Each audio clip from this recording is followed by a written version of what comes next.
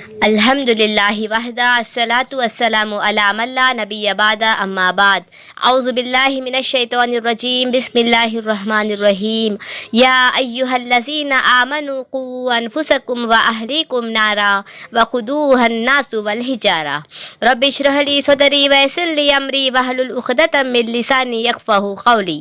السلام علیکم ورحمۃ اللہ وبرکاتہ۔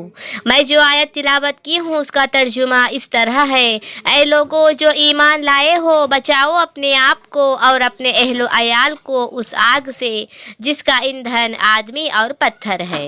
جہنم بہت ہی برا قیام گاہ ہے، بہت ہی بری جگہ ہے جس کو اللہ تعالیٰ نے کافروں، مشرکوں اور فاجروں کے لیے تیار کر رکھا ہے۔ اللہ تعالیٰ قرآن میں جنت اور جہنم دونوں کے بارے میں بڑی تفصیل سے ذکر فرمایا ہے۔ جنت کے مقابلے میں جہنم کا ذکر بھی کئی زیادہ ہے۔ اس بات سے ہم اندازہ لگا سکتے ہیں کہ وہ کیسی شدید اور خطرناک جگہ ہے۔ اے میری پیاری ماں اور بہنوں، جہنم کی آگ کیسی ہوگی؟ نبی صلی اللہ علیہ وسلم نے فرمایا کہ جہنم کی آگ دنیا کی آگ سے 69 درجے زیادہ گرم ہے۔ اگر انسان کو محض جلا ڈالنا ہی مطلوب ہو تو اس کے لیے دنیا کی آگ ہی کافی تھی، جس میں انسان چند لمحوں میں ہی جل کر ختم ہو جاتا ہے، لیکن وہ آگ اس سے بھی خطرناک ہے۔ اب ذرا غور کیجئے کہ جہنم کی آگ سے جہنمیوں کا کیا حال ہوگا۔ جہنم دیکھتے ہی جہنمیوں کے چہرے کالے ہو جائیں گے، ان کے چہرے کا گوشت جلا ڈالے گی، ان کے جبڑے باہر نکل آئیں گے۔ جہنمیوں کے لیے آگ کا اوڑھنا اور آگ کا بچھونا ہوگا۔ جہنمیوں کو لوہے کے غوزوں سے مارا جائے گا، ان کے گردنوں پر آگ کی بھاری توق ڈالا جائے گا، ان کو سخت زہریلے گرم دھواں کا عذاب دیا جائے گا۔ میری ماں اور بہنوں، اس بدترین جگہ پر انسان کی زندگی کیسی ہوگی جو اپنی ہتھیلی پر چھوٹا سا آبلہ ہے تو برداشت کرنے کی سخت نہیں رکھتا۔ دنیا کی گرمی تو جہنم کی ایک سانس یا بھاپ ہے۔ جو انسان جہنم کی بھاپ کو برداشت نہیں کر سکتا، وہ جہنم کی آگ کو کیسے برداشت کرے گا؟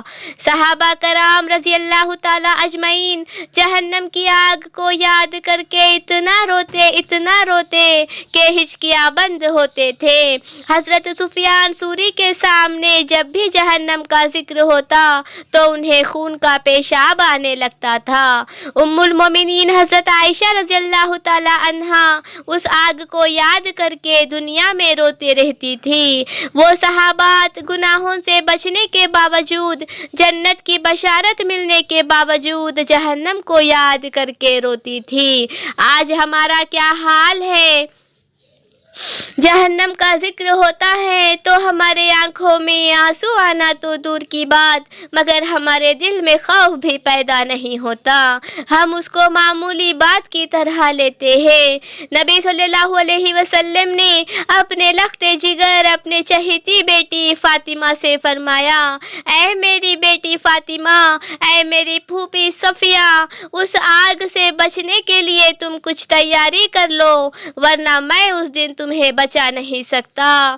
جبکہ نبی صلی اللہ علیہ وسلم نے ہی ایسا کہا تو میں اور آپ کیا چیز ہے میری ماں اور بہنوں؟ اس جہنم میں جہنمیوں کو کھانے کے لیے کانٹے دار پھل اور کانٹے دار گھاس، حلق میں پھنسنے والا کھانا دیا جائے گا جو نہایت زہریلا اور بدبودار ہوگا، اور پینے کے لیے زخموں سے بہنے والا خون، پیپ اور پسینہ اور کھولتا ہوا پانی دیا جائے گا۔ بتائیے میری ماں اور بہنوں، کون ہے جو یہ کھانے اور پانی کو پسند کرے گا؟ اگر ہم اس آگ کو جھٹلائیں گے تو قیامت کے دن جب یہ آگ ہمارے سامنے پیش کی جائے گی تو ہمارا کیا حال ہوگا؟